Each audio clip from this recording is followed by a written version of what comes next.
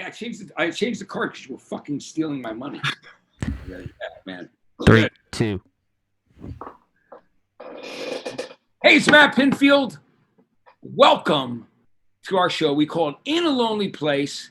And, I named this show after a Smithereens song. And if you're tuning in for the first time, I've told this story before. But Smithereens are a band from New Jersey that I came up with.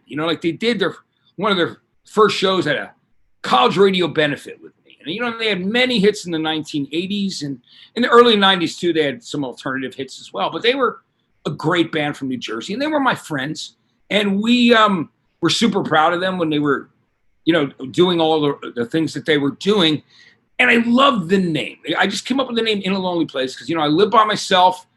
And all of us are doing social distancing. And, it's a time where you sit and you evaluate. You evaluate everything in your life sometimes. You think about, like the people you love that you're not close to, that you want to be close to. And again, we know like so many of us are dealing with the fact that our incomes have changed. Or people that we know that we love, their businesses, they've had to stop. It's like nothing anyone has ever expected with COVID-19. It's just, it's very surreal. And, I say it's like Diamond Dogs by Bowie, based on George Orwell's 1984, meets Rush's 2112, meets Gary Newman's first 4 albums, all based on Philip K. Dick and William Gibson's Cyberpunk that of course was Blade Runner and all that other stuff. And Running Man, any of that stuff. It's just like such a weird new world. But the good news is we're here because music's our life. We support music. It's the most important thing in the world to us. It's given us our strength. It's gotten us through best and the worst times. And we need music more now than ever. You know, and I know so many of you are like me. You love live music. And it's really, it's hard not to be able to see live bands, man, like we did. Feel that energy in the room. But it'll come back around. But the reason we did this and started this is because, you know, there's so many people that are struggling because the music business is not 9 to 5. You know, it's a different world. And we're all independent contractors, most of us, you know. And we want to help out our fellow man and woman and the people that keep life and the machine going with music, like everybody. From the artists that are struggling right now to cancel their tours, the merch they paid for that now they can't sell, you know, their guitar tech or whatever, you know, it becomes a family because, you know, if you devote your life to music, it's fucking everything, you know, and that's what it is to me. So what I love about doing this show, and I thank Linda Perry and Kerry Brown, and Chris and Steven and Aaron and Nate and everybody who's been working on the show, is that I wanted to get musicians I loved and friends on the show to talk about our lives and their you know, the thing that drove them in music in the first place, and then 7 of their favorite albums. Because you know what, we don't want to keep it all.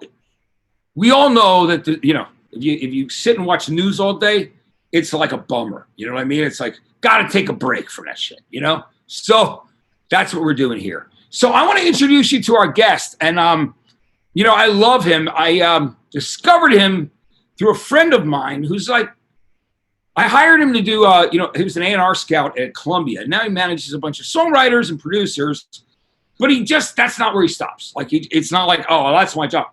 You know, his name is Renee Mata, and he does like so much for artists and friends and connecting. And just like, because he loves and cares about music, it's like part of what we do.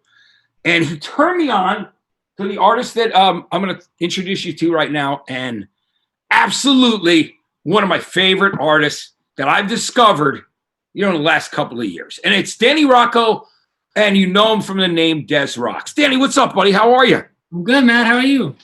You know, I'm good, man. After that, like, yeah, my tirade monologue, but you know, like we do it. And, you know, I got to let people know what we're doing. But how are you doing, man? You're in Long Island, right? No, I'm in the city. My family is all Long Island bound, though. But you've lived in the city for a while now, though, right? Yeah. The second I could get out of Long Island, I came to the city, and I've never left. So it's like Jersey. You know what? Look, I love Jersey too. Don't get me wrong. But I lived in the city for a long time because I ended up working there. Eventually, I did move back to Jersey for a while. Now I'm in Los Angeles, but I know what you mean. Like the city, you know, has an energy. It has an energy that is, you know, you can't compare it to anything else. Oh, right? Yeah. Not now, but usually. And you know what's weird? It's like the apocalypse right now. It's weird, Times Square, man. You know what it looks like? It looks like Times Square when I would get out of doing New Year's Eve at MTV, when in like 20 minutes, everyone left. Yeah. Like everyone was there. And then all of a sudden I'm on the street. And I'm meeting my girlfriend. We're going to a hotel. And I'm like, where the fuck did everybody go? It was like craziness. So tell me how you're dealing with the pandemic, Danny. How's it? Because you know what? Your momentum, you know, has been incredible. You know, the Stones had you open for them in Philadelphia at a stadium. And Jagger went on stage and said how much he loved that you were opening for him that night. Muse brought you all over Europe as their direct support. I mean, that stuff is just incredible. And at the time, as you know, you were all DIY, which was so awesome. You know what I mean? And so, like, let's talk. Why don't we backtrack? You had a band for a while, right? Before you did Des Rocs. So tell me about your childhood. What drove you with music? Well, I've been in a band ever since I was 13 years old. I was a kid. I was in probably 8th grade, and a friend asked me to go see a show in Mineola, Long Island. So we drove to this little club in Mineola. We walked down the stairs. There was like a packed room of 120 people, and there was a ska band on stage. And they're going crazy, and the kids were going crazy. And then the singer jumped off stage, and he ran to a merch table, and he was selling DVDs and T-shirts. And I just looked at my friend, and I was like, what the fuck is this? Like, what is this world? And it just changed my life that night. And I was like, this energy, this art, this hustle. I was like, I am in love with this. And I fell in love And I've been in love ever since. And I've been in bands ever since, just playing to nobody and rec centers and halls in Kentucky and anyone who would have me play. You know, it's funny. Rec centers were the first things, I was like the singer in a band called Thunderhead. Yeah, that was our name. When I was 14 and 15, we played all the teen dances and obviously the teen center, and the junior highs, because, that's how old we were. And I just, it's one of those things, man. You would play wherever you could go. Yeah. But it's amazing because I got to say that when I heard your single that's out right now called Used to the Darkness, I was really blown away by it. I loved every aspect of the way you sang because it had this haunting Roy Orbison like Fat Stomach. There was something about it that was just so cool. And also the production on the song that you wrote. Like it was the things you were using. You were using guitars, you were using synths, but it was almost like it was so punchy and real drums, and it had everything from industrial to classic. It was just, I love that. And so many of your songs are, going different directions. But so when you and I met, we talked about your favorite music and we became friends. And it was amazing because we're going to go there for the last half hour, your favorite albums. But the things that you drew inspiration from were really cool. And I love that. And I love that, if you're playing to a room of 20 or a stadium of 150,000, you still roll into the room with that fucking energy. Like, hey, I'm going to have fun and I'm going to give you all I got. Right. Yeah. So that was so one of the things that I thought was so great. And I remember your first show in LA at Moroccan Lounge. And I'm there with Allison Hagendorf, Allie, one of my best friends. And we watched that show. And, Allie's the, global head of rock for Spotify. And we looked at each other and went, fuck yeah, this is the real thing. This is what it's about. All right, so I've talked enough right there. Tell me about how you got inspired by everything from Queen and Freddie Mercury to Springsteen and Roy Orbison. I want to hear, because I love that I'm sure you liked a lot of different things growing up, but you found this sound of your own. Thanks, man. Yeah, I'm like a pretty dramatic and emotional person, and I love things that speak to that energy. I love big feelings. And also on that Bruce Springsteen tip, I love community and I love roots and I love speaking your truth and making music for everybody. So I was growing up, my dad always had these Queen and AC/DC tapes that he would put in this shitty old 1984 Mercedes we had that was like a boat. And we would just drive around. I was always listening to it, always the same tapes over and over and over. He probably had 10 tapes total. I wasn't exposed to a lot of music.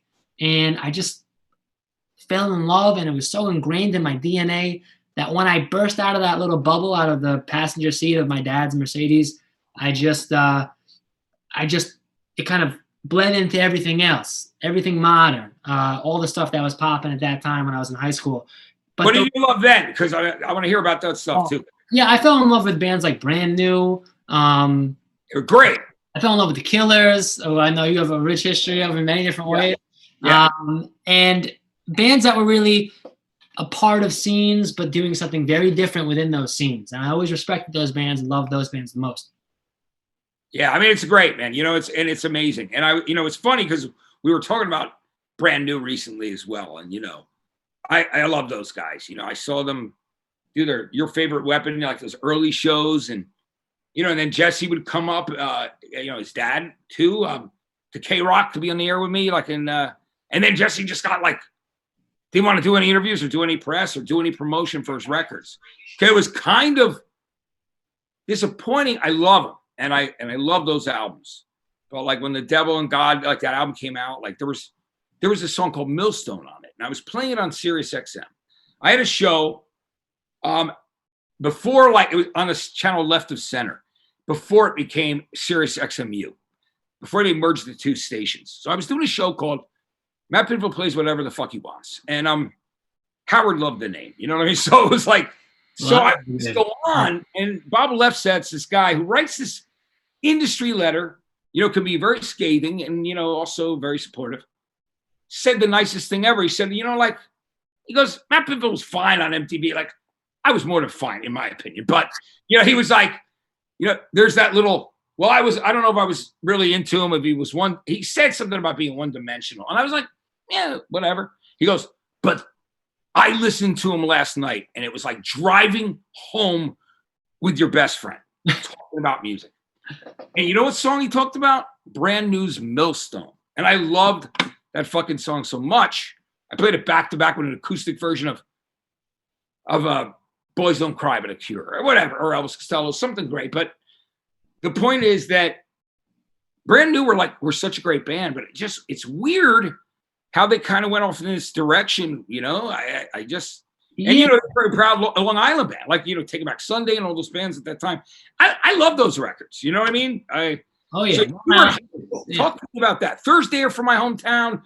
Gaslight Anthem from New Brunswick. All those bands. Yeah, these are bands that like really represented the metropolitan area so hard and spoke to those people so locally.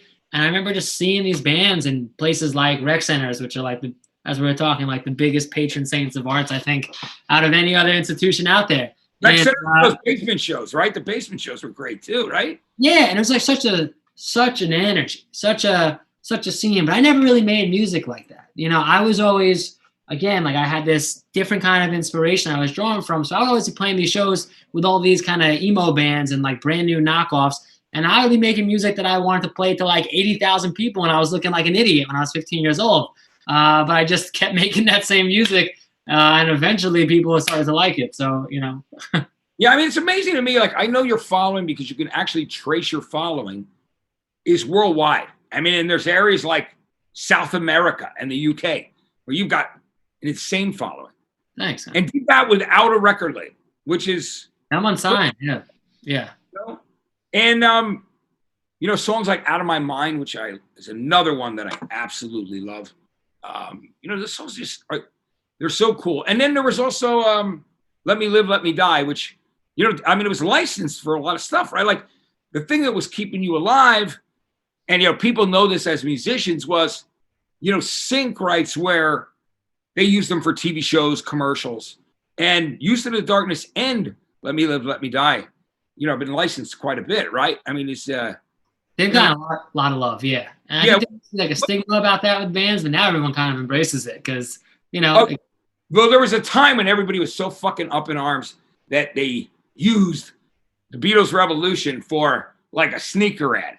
And now it's like the artists need to get paid. I mean, you know what I mean? Like it's a different world and there's nothing wrong with that. When I'm watching like Peaky Blinders and they're like playing, like Black Keys or Dan Auerbach, or Jack White or whatever.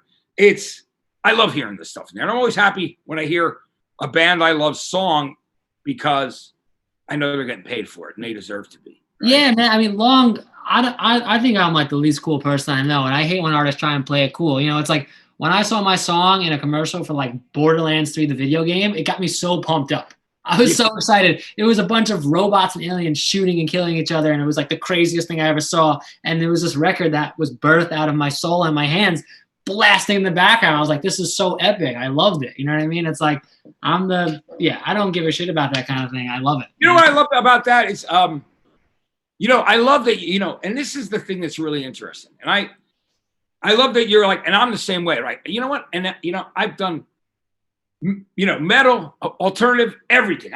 Country, hip hop. You know what? Whatever I fucking love is cool. Amen. It is. You know what I mean? Because whatever it is, it's personal regardless. But at the same time, I love that you make no apologies for wanting to fucking play the stadiums and have your music heard by as many people as possible. Because that's the guys you idolize. The people you love we're all about performance. Yeah. Huge, And I think that's a beautiful thing. I love. And and honestly, I know that some people were probably like, holy shit, because you've been a club, man, and you would play like you were playing for 200,000 people. Nice. I thought it was great. And I've seen you win over crowds who didn't know who you are. So talk to me about, the Muse experience, playing with Muse, like all, and doing Europe because Oh man, you're playing. What were those shows? 150,000 people or something, or more. It was nuts. It was crazy. It was arenas all over Europe, and it was nuts because that's a band that I grew up on. I loved, like we're talking about, all those influences, and then along came this band. I just saw the music video on MTV. I think it was for Time Is Running Out, and it just blew my mind because it was so unapologetically big and dramatic and emotional, and I connected with it immediately, and I fell in love with that record, Absolution. And it was one of my favorite records. It still is one of my favorite records to this day, as we'll talk about in a little bit. And they just asked me to join the tour. I'm completely unsigned. I'm doing everything on my own, making these records and everything else. And they just said, hey, we like the music. Do you want to open for us on the European leg? And just like blew my mind. It's a weird new world we live in, but it's better for people like me, Yeah, and how about the Stones? Like Jagger went on stage. Crazy. At RFK or JFK? It's RFK, right? Or JFK? I can't remember. You know what? One used to be in DC. I've been on. Anyway, it's really interesting too because in Philly, I saw the Stones at the same stadium in 1978 when I was a kid. Because my high school girlfriend loved the Stones. So did I. I mean, and so we went there, and it was Stones with Peter Tosh and Foreigner opening up. Foreigner, cool. You know what? I never did say this to them because, I did the last interview with them with all the members, and it's the first in 35 years and the last since then, where they asked me to do the interview in 2004 for a bigger bang. So I sat there with all the Stones, and I'm sure they're just the coolest guys and the nicest people. It's so mind-blowing. No cheatedness. Right? I mean, so tell me about your experience with them. It was surreal. So we pull up to this giant stadium in this 1989 Volkswagen van with the wrong color door on it because it got ripped off the week before when we were opening it into traffic and a bicycle took it right off. So we pull up to this thing. The security guards are just they think we're here to it couldn't be less. The place and just fucking. Yeah. They're we just pulled up to this giant place. We're like, hey, I'm here to play the show. And they're like, okay, yeah, right. We have to show them all these papers, the bomb-sniffing dogs, all this shit. We just pull up. We drive this little thing into the stadium, which basically had the cucaracha horn. It was ba ba ba ba ba. We're pulling in, and it was just a really crazy day of me trying to remain calm and cool and collected in front of the band and the crew, but on the inside being like, holy shit. Yeah. That's amazing, And I watched the footage of the performance, and it was great. And I love that Jagger went out on stage and said, how great was Des Rocs tonight? He gave you love. That was just amazing. I mean, I've seen him a ton of times. I've never seen him do that for the opening act. I know he probably did it for Skinner once, back in the day. But, that's pretty amazing. It's just it's got to be an incredible experience for you. So we are going to soon get into your favorite albums. But let's talk about the fact that, Danny, I mean, it's like everything else in life right now. We're going through this pandemic, man. And, all this momentum is building with all of us, in different things. And even, for an old fucker like me, I mean, there's some great stuff happening. And, I'm always, getting to do things that I love. But there were a lot of things that were planned, and everybody had to put their plans on hold.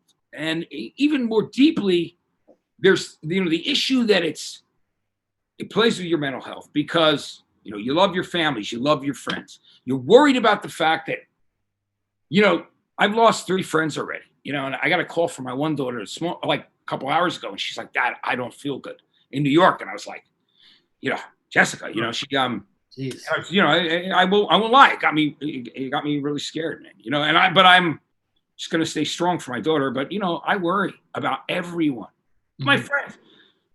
I've already lost 3 friends that I was close to. So, at the same time, I know that everybody that we love and care about would want us to fight through. You know what I mean? And we have to, because what choice do we have? Right. Yeah, and we want to see the other side of this because we want to get back to live music. It's just the best thing in the world. And then so Danny, how does that affect you right now? With you, during this period, are you going to just release some new songs and kind of hang in there with everything? Because you did a lot of stuff you were like creating from the bottom up anyway at that point. But so tell me about like how that's affected you. Yeah, so I mean, I pulled down pretty much the vast majority of my upcoming shows. They're all canceled, and I'm not optimistic about when I'll be back on a stage anytime soon. But for me, it's not about extinguishing that kind of manic energy I have about touring and everything else, but just focusing it somewhere else. So I'm just back in the same bedroom that a lot of my records are made in anyway, literally just sitting here with a microphone and just the guitar. And this is what Use the Darkness was made on. It's like these two things right here, and then a computer, and like this is how I work. I can get pretty hermit-like, or I can be the opposite and be totally extroverted to 80,000 people with the Stones, So I'm just going back into hermit mode and really focusing on my art, Yeah, I'm glad that you are, Danny, and I love that, man. I just love your positivity because, man, that's always kind of how I've rolled. Like I love people that are positive, and find something and a direction to do, just to bring something. Sorry about that. I just had to put my soda down, but I love the fact that you've been working on so many different songs. You even wrote a song that you really wanted. Because I love that you're shooting big for like the next James Bond movie, right? Which, yeah. I wrote a song. They announced the temporary title was 25 Lives. So I immediately just locked myself in my apartment for 48 hours, and I wrote an entire epic song called 25 Lives. I still think it's one of the things I'm most proud about to this day. And then I had my manager at the time figure out a way to pitch it to the Bond people, and we got some like really nasty letter back that says, "We just want to let you know we do not accept song submissions. We did not listen to it. Please do not contact us again." And hey, I'm optimistic. I think it's the best goddamn Bond theme song they'll ever have. So they should. Yeah, you know what, man? Yeah, I guess. Yeah, it's funny. There's been some great ones, right? I mean, like obviously, Live and Let Die. It's interesting though. I'll tell you this story that that Paul McCartney told me. He said that he couldn't really believe that, when he finished Live and Let Die, which sounds epic because it's got, it just like it takes off and like it builds this incredible tension. McCartney told me that when they brought it to the Broccoli family, the people from Bond, they literally said to him, and I think they met him on a beach or some crazy shit, maybe in Jamaica, and they said, "Oh yeah, is that the demo?" And they go, "No, that's the fucking song." I mean, does Live and Let Die sound like a demo to you? Like, not at all. I mean, it's a piece orchestra demo. Yeah. That's expensive. Yeah, and I love fucking the Chris Cornell song, "You Know My Name." I mean, there's many. You know what I mean? I just, I love the idea. I love Goldfinger by Shirley Bassey, and "You Only Live Twice" by Nancy Sinatra. I mean, I love those songs. Yeah.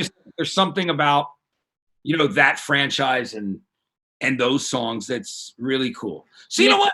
Maybe, just, but that's really funny. Like, I mean, I can't believe that they're like, "Don't bother us. Fuck you. We don't care. We're not listening to it." Well, shoot for the stars and you're going to get the moon, maybe. I didn't. Yeah. You should. And you know what? Who's to say that you won't get that down the line? Anything can happen. And that's the beauty of life, right? Like, John Lennon said, life's what happens when you're busy making plans.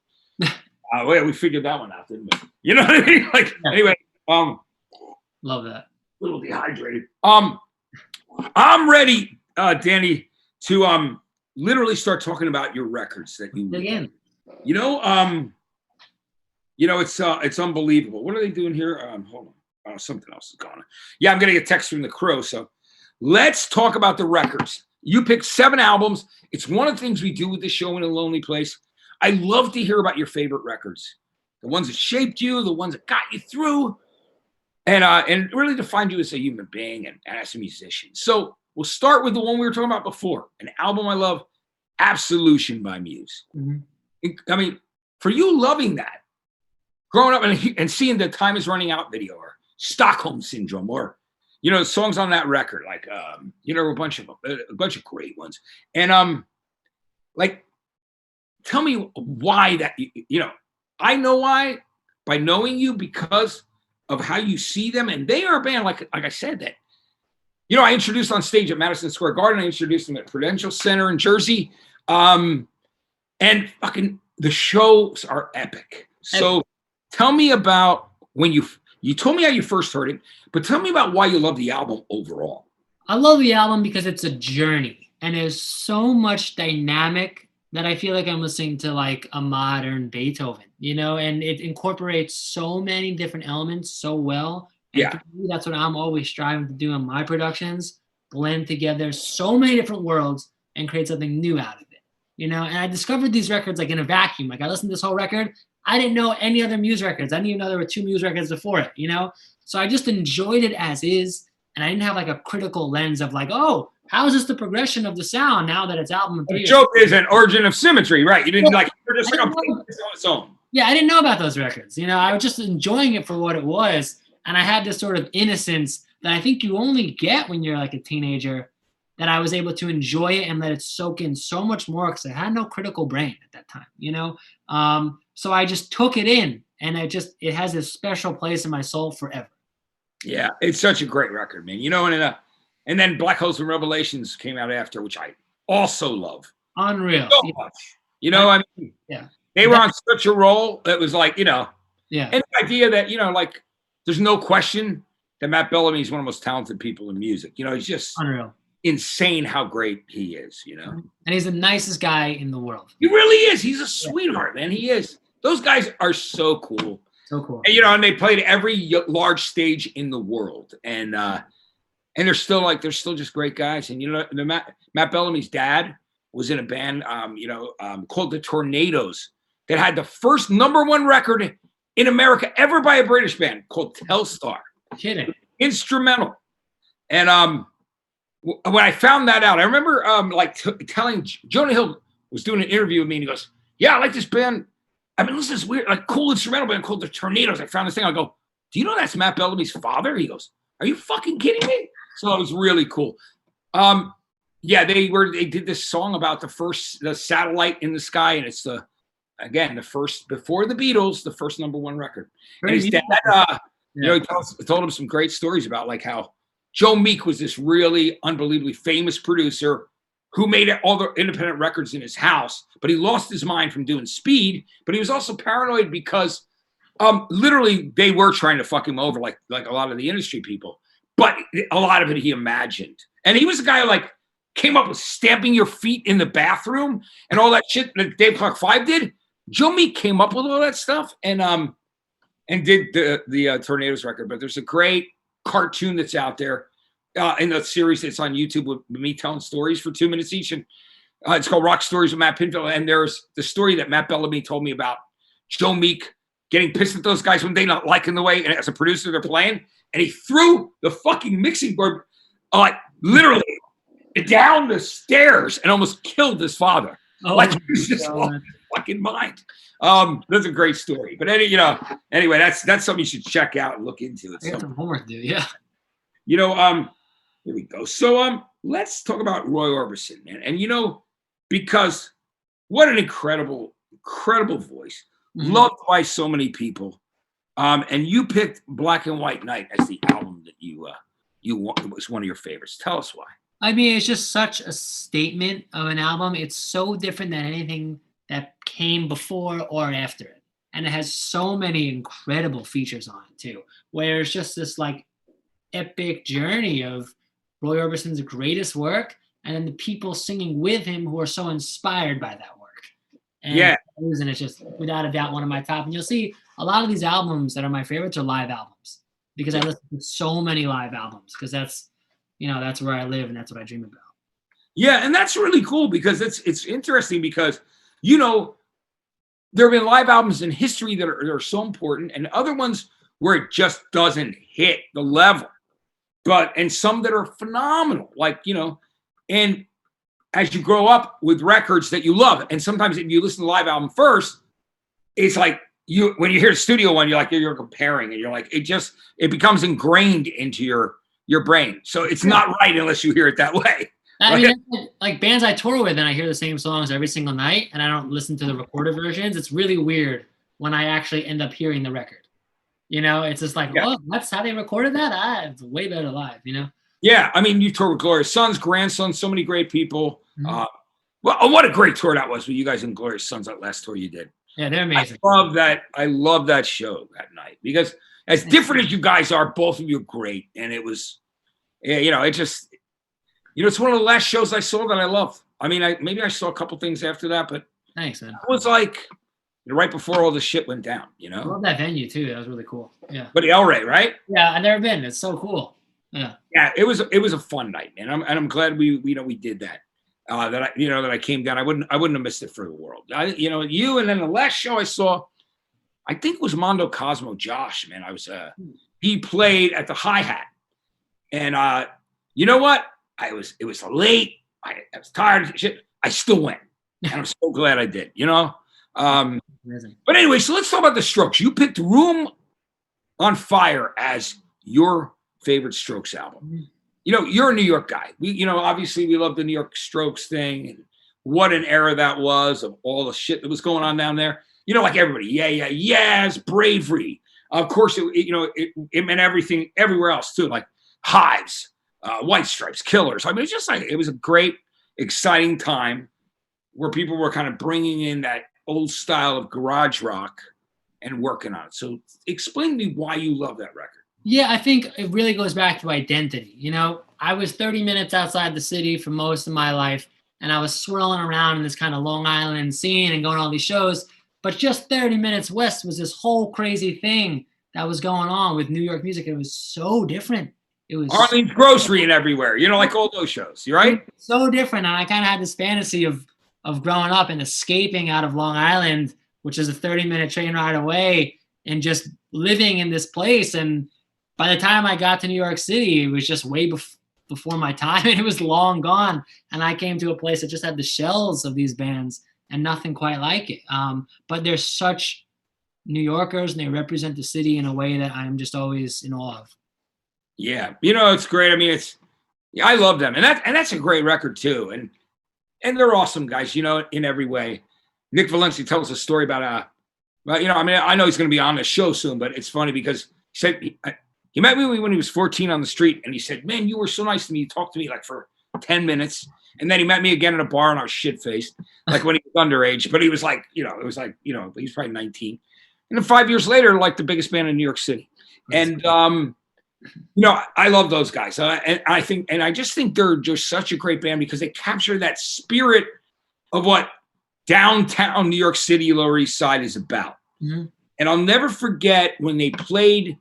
I used to host all the Joey Ramone cancer benefits every year when his mom Charlotte was still alive. And it's something I do with Steve Craig or little Steven. We'd host these at Irving Plaza, and Strokes come out. All right. And it was like someone lit a fire. They did It's Not My Place in the 9 to 5 world. And it was like, boom. It was like, you knew why they were great. It was like the energy, the vibe, it took everything up like 10 notches, man. It was so good. I think what I love so much about them is that you can't really tell somebody why the Strokes are one of the greatest bands of all time. You can't put it into words. Is so much X factor, and I think that's what makes a great artist. Yeah, and speaking of Long Island, we talked about it earlier. I love the second Brand New record. I mean, all of those records are great. Your Favorite Weapon. But this record, man, like it took them all. I mean, those first 3 albums always changed. Yes. But Deja Entendu is like tell me why you love that. Like Sick Transit Gloria. The shit on that record was so good. Yeah. And tell me why you love it. Those records are bangers, man. Just like straight up, hard on your sleeve bangers. And they were lumped into this whole scene that they were so much bigger and better than, and they stuck out as true artists at that time. True artists making art, challenging themselves, pushing what they were capable of doing. And it was just this like statement of maturity that I was just like, it really like made me think about like my own songwriting and what I needed to do to really create art that was worth putting out. Yeah. And you did, which is great. You know what I mean? But yeah, those guys are great. I'm sorry there's, like I said, we talked about it earlier. Loved them. And Jesse was always so cool. And then I just like, I guess he got frustrated with the music business, and I understand that, but man, no matter what those pitfalls are, there's nothing better in the world than being in music and around music, no matter what. You know what I mean? But everybody deals with things in their own way, and I certainly don't judge him on that, Yeah. Now, your next album is Bruce Springsteen's Born in the USA, which is such a great record and so many singles on it. And I think of you, I think about the young artists that are around. And I remember on that London Calling when he did Hyde Park, the DVD, when, it was really cool that it was Gaslight Anthem and Brian Fallon got to get up and sing with his hero, do No Surrender, which is how we feel now. No surrender, man. We are not surrendering. We're going to fight this thing. But I love Bruce, and even this record, because right before it, he did Nebraska, right? So he was like, he did The River, and then he's like, I got this record I recorded in my bedroom or whatever, or in my house. Stark, the stories. And then Born in the USA, he came out swinging, and it had hit after hit after hit after hit. When I'm Going Down, I'm on Fire. Dancing in the Dark is a classic. Classic. I love that record, and so I want to know why you love it. Man, I think just the cover art. I just saw it and I was like, what the fuck is this? And I think my parents had the CD and I remember just blasting that riff over and over again. It spoke to a certain sense of glory in music that was made for big rooms and to unite people that just hit something so deep inside me. And I just remember I didn't know really who Bruce Springsteen was as a kid. I just knew that it was big music. I didn't know what the shows looked like. But I remember just having these songs that were just enormous. And I wanted to have songs that felt that big. Even when they were low tempo, even like a Dancing in the Dark, like a slow beat. I'm on Fire still feels also it's a beautiful song, man. It's, Bruce is always, he's certainly one of the things that's the pride of my home state, New Jersey, originally. And man, he's been really good to me, man. He, when I went to work at MTV, he called my bosses over there and said, "Yeah, man, what? That guy Matt Pinfield, he's not a corporate guy. You guys make sure you look out for him." It blew my mind that he called, and twice he went to my bosses because I was on the radio on the Jersey Shore, so I was a part of that thing, and he would come to our Christmas shows, and he and I had a conversation about John Spencer Blues Explosion and the Music Machine. I mean, Bruce knows this shit about music, and he's a lovely human being, man. He's so cool, and that was one of the nicest things anybody ever did for me because you couldn't pay Bruce to endorse you. He's got to feel it, But I love that record, and I've always we needed The Rising when it came out. I was working at Columbia Records, and I hadn't seen him other than live in 7 years, and I'm a VP, so I'm allowed to go up and listen to the album with him there. He comes out afterwards. We got the lyric sheets. And then they're kind of parading us by him. And he goes, "Matt, what's up, man?" And I go, "Bruce, I've been waiting 7 years to thank you for the 2 times you endorsed me." And he goes, "Matt, hey, man, no problem. What do you think of the album?" I love it. He just totally throws it off. It was genius. I love him, man. He, those records, just how deep and soulful everything he's done is I love him, and I'm glad that you do too. I see all these artists in your performance. Oh, thanks. I know, and I love that you say, "Fuck this, I make no apology for wanting to fucking sing to everyone and get my songs to everybody I know." And I think that's fantastic, man. I mean, dude, it's fractured times, and art is one of the few things that have united all people of all nationalities and of all languages forever. There's very few other things that have ever done that. And I think that got really lost when people wanted to make music just to cater to certain people, and say, I'm making music, I'm synth pop, I'm cool, I'm looking down at my shoes, I'm playing a club in Brooklyn. This is cool because it's what somebody else does. And I never want to play by those rules, ever. Yeah, man, I love that you want to be an individual and do what you do. Yet you incorporate what feels like industrial, metal, soul. You know what I mean? I love it, man. I mean, it's got everything going on. Now, your next record is an incredible one. Speaking of live albums, You know, I saw this band in 1976 in New York City at the Beacon Theater, and it changed my life. It was the Night at the Opera tour. And I left that when I was 12 years old, and we got stuck at Port Authority, laying on the ground. There was a snowstorm because we missed the last bus, me and my brother and my sister-in-law, but it was worth every second to see Queen in a theater. So you love Live at Wembley, which is an incredible album. Tell me why you love that. Oh man, I think it's just the pinnacle of everything that we've been talking about for the last little bit. It is the biggest, best, strangest music ever. Not one of those songs are made because they're trying to please somebody or sound like somebody or fit into something. They did them. They were without apology, doing their own thing and doing it on the biggest scale. And there's no greater example of how big that can be when it's done with the best people. Yeah, let me tell you, that band, and that Live at Wembley is amazing. So that's why, I think about, I talked to Taylor Hawkins, who's one of the biggest Queen fans. And of course, Taylor and Dave Grohl, inducted Queen into the Rock and Roll Hall of Fame. And they were also at Rock Honors, which was one of the things I was working on with VH1.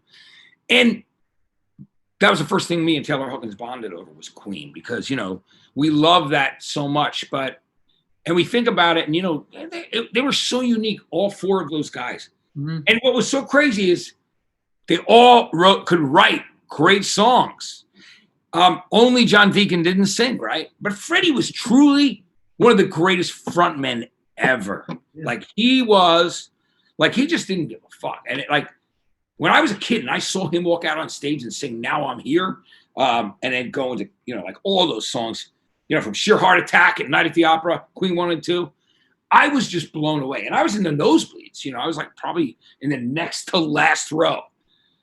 But they were truly a magical and unique band, and, I'm glad you love them. I love that you you love and appreciate. And, for me, it's whatever really matters to you. I feel that everybody takes their own journey and just loves certain records. And that is about who they are, and it represents them. But I love that you love that record, because Queen at Wembley, I think of Queen at Wembley as the quintessential Wembley show. Oh. You know what I mean? That's, Wembley, it's I think of them, and then Live Aid, it was amazing, what they went through and were there for. And, it's, Matt Sorum was on here the other day from Guns N' Roses and Velvet Revolver and the Cult, and was talking about, being there at the Freddie Mercury tribute show and just the energy that was happening there at the time. I got to write the liner notes to the Queen box set, The Crown Jewels, when the CDs came out in 1997. Brian May hired me to write those liner notes. Really? And what an honor that was for me. I told it. But, so anyway, I wish, Danny, that you'd gotten to see Freddie, but at least there's a lot of stuff available now to watch. I watch it religiously. Yeah, religiously. I watch so much. Now, all right, the next record that we're talking about, obviously, is your last record. And man, I know how much you love him. And I think it's really cool that you do. Because at the end of the day, it's like John Lennon said, before Elvis, there was nothing. There's certainly unbelievable black blues music, and there was lots of stuff. I love Sinatra. But Elvis, man, he just opened the door for what youth and what young people could do. Certainly we know, yes, he was definitely being inspired by all the black rock and roll greats, the Little Richards of the world. And they're Fats Domino, Little Richard, and then you think about guys that were like hillbillies, like Jerry Lee Lewis, but they were fucking amazing. You know what I mean? And so tell me about why you picked this Elvis record, because I know you and I have talked about the 68 comeback special and how great that was and important, but tell me why you picked this record. All right. I think this record is so stunning to me because there's a giant orchestra behind them. It's like this next phase of Elvis where all the traditional rock and rollers kind of check out on Elvis. And they're like, oh, that's when Elvis wasn't cool anymore. That's where Elvis gets the most exciting for me because it is so dramatic. It is the greatest entertainer of all time struggling with so many personal demons. Yeah, man. I mean, like he was obviously like before, people really didn't understand what prescription pill addiction was. Yeah. I mean, when all these people that we love died, like Keith Moon, and I mean, nobody knew, like nobody really understood. And, people looked at alcoholism like, oh, that's Skid Row. No, it wasn't, and everybody played so hard in those days. The people, so. Yeah. And Elvis, like it was, I think about it, I talked to Jerry Schilling, I became friends with him. And, he was one of Elvis's guys all the way through. And he's a really beautiful guy, a real gentleman, man. He's a great guy. He lives out here. We talk about that. We talk about the fact that it was like, look, people, I get mad when people talk shit about Elvis because, I like to make fun of that rough period he had. I'm like, man, you know what? He was the first one to go through it. And he also had, when you have so many yes men around you at times, because everybody just doesn't know what you're going to do. At some point, I'm thinking that nobody knew how, he was going to react. And so people, they wanted to keep, it's like that whole thing. They want to keep the train going. Yeah. They don't want to lose their jobs. They want to keep it going. So it's like, oh, you want to do that? You do that. And it was, obviously very unhealthy for him. But the guy he was a badass and a machine. Yeah. And you know what? If you, I'm glad you love that later era too, because I know he was struggling through it. And sometimes it had made me sad to see that part of him. But you look at that stuff from 56 or any of that other stuff, man, he would go on stage, man, and he just set the world on fire. Yeah. And the girls, like that one picture of him French kissing that girl like 56 backstage is like fucking so badass, because it's like, the guy had a pulse. He definitely.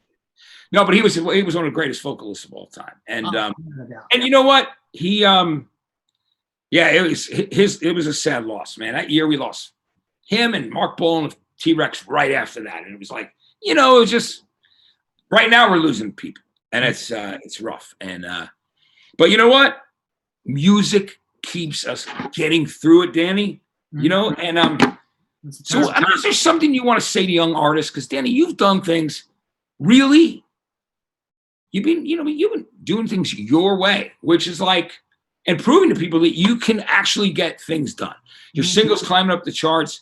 You've been touring endlessly because you love to play live. Like literally, let me just ask you, like, when this ends, like this whole pandemic thing, are you ready to just go on the road and like use that as inspiration to do your best live shows ever? Tell me. Oh, big time. Like I think any artist that's not taking this time to plan the next stage of their show, like there's no excuse when those lights come back on in those clubs. Like you better be bringing some new shit. Like you had some time to work it out, and I think I'm just that first show back. Like I'm gonna fall off the stage in the first 10 seconds. I'm gonna be going wild. It's like it's gonna be run the crowd and jump off the stage. It's gonna be like a musical conjugal visit. It's gonna be fucking crazy. So yeah. And I just I never took any of it for granted, but I never expected this to happen. No one. But at the same time, that's what we're doing here, and we're supporting each other. We're supporting our family, our friends, musicians, everybody in the music, and truly everybody in the world, because everybody's going through it at the same time. Right. And that's the thing that we always remember. Like, hey, I might be down today, or I might, say, fuck, man. I mean, like what's going on with the finances or whatever. And we all just have to be strong for each other through this shit. Like the best we can do. It's like I said, it's like nothing we've ever seen before. At the same time, I think that when we do come out of it, we'll have like another really strong inner strength, man. Like, and this other thing that we survived. And I really hope we don't lose any more of our loved ones. And I just, pray for everybody out there that they're staying safe, healthy, and doing what they can do, the best that they can do to get through these times. But Danny, let me tell you something, man. I asked you to come on because, I love your music. I love you live. Thanks, man. You're my friend, man. You're like, because I was another champion of your stuff. And I can't wait till I can see you on a stage again, man. I can't wait till I can see you again, man. We got to go to a diner. We're overdue. Yeah, man, we have that thing where you and I always go to the diners in Hollywood and LA when you're out here, and then we compare them to the diners in Jersey and New York, right? You know, here. You know what's really sad? I'm just going to finish with this. Like the thing that like really bummed me out is that Swingers is closing down like permanently, and I love that diner and the people.